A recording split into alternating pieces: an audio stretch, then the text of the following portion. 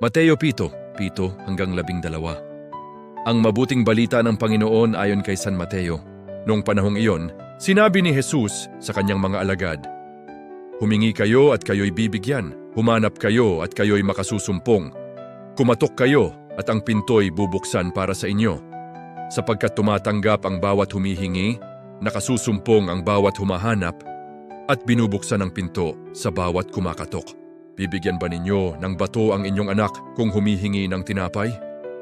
Bibigyan ba ninyo siya ng ahas kung humihingi ng isda? Kung kayo na masasama ay marunong magbigay ng mabubuting bagay sa inyong mga anak, gaano pa kaya ang inyong amang nasa langit? Ibibigay niya ang mabubuting bagay sa mga humihingi sa kanya. Kaya gawin ninyo sa inyong kapwa ang ibig ninyong gawin nila sa inyo. Ito ang kahulugan ng kautusan ni Moises at ng turo ng mga propeta. Ang mabuting balita ng Panginoon.